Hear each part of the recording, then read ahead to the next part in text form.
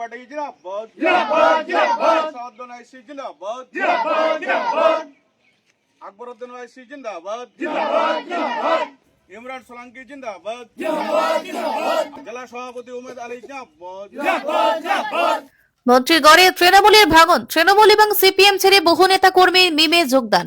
বিধানসভা নির্বাচনে প্রাক্কালে দক্ষিণ দিনাজপুরে শক্তি বাড়ালো আসাদউদ্দিন ওয়াইসির দল মিম। 26শে বিধানসভা নির্বাচনকে পাখির চোখ করে কোমর কষে নেমেছে সর্বভারতীয় মিম অল ইন্ডিয়া মজলিসে ইত্তেহাদুল মুসলিমিন পার্টি। হায়দ্রাবাদী দলটি দেশের একাধিক রাজ্যে নিজেদের সংগঠন বিস্তার করে বিভিন্ন নির্বাচনে প্রতিদ্বন্দ্বিতা করে আসছেন।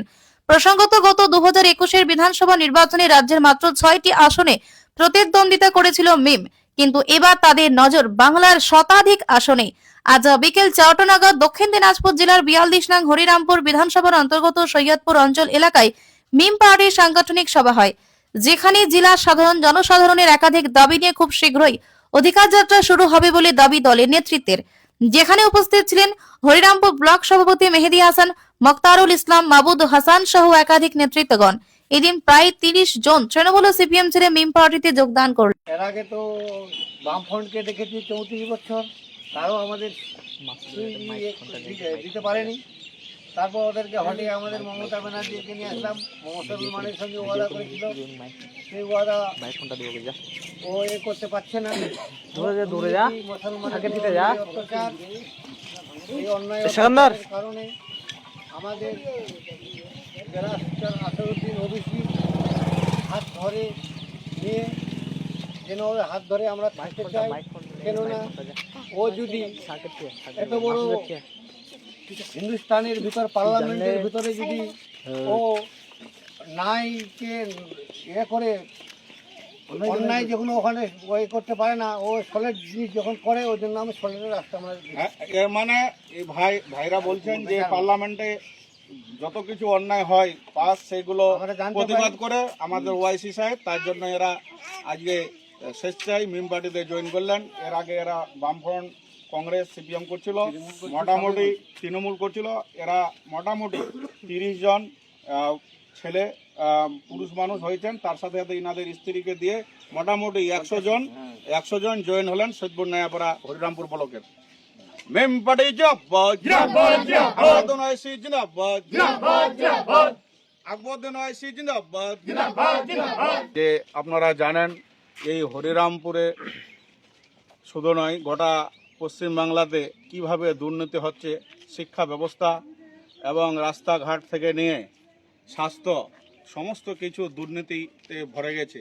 আপনারা ইতিপূর্বে জানেন মুসলিমদের আমাদের ওয়াকাব আন্দোলন করতে গিয়ে কত কি হয়েছে।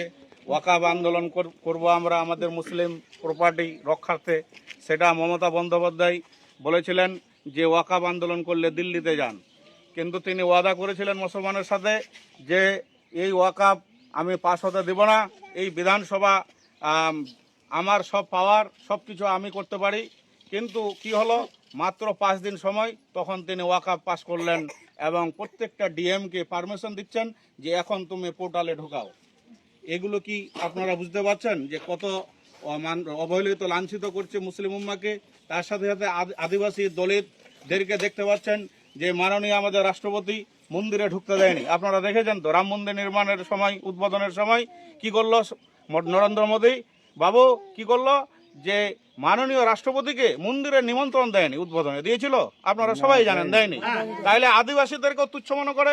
আর এই বর্তমান সরকার আদিবাসীদের কি করেছে, এখানেই তো পাশে আদিবাসী আছে, আপনি আদিবাসীদের কাছে যান, তারা ঠিক মতো খেতে পায় না, ঠিক মতো তাদের কাপড় বস্ত্র পায় না, ঠিক মতো তারা চলতে পারে না, কিন্তু তাদেরও কোনো বিকাশ, কোনো কল্যাণ, কোনো কিছু নাই।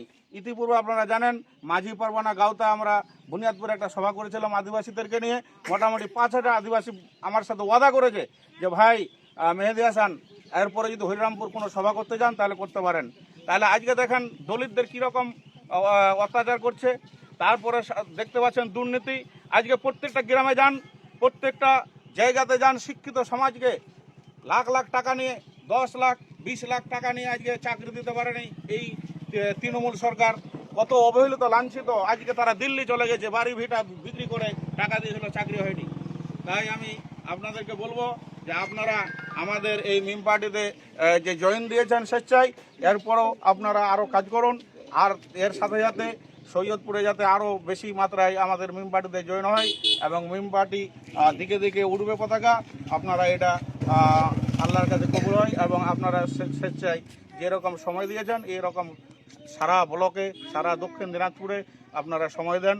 এবং ইতিপূর্বে খবর মিডিয়াতে দেখতে পাচ্ছেন যে পশ্চিমবাংলাতে মিমের হাওয়া খুব ভালো, ইনশাল্লাহ আরও খুব ভালো হাওয়া আছে সামনে।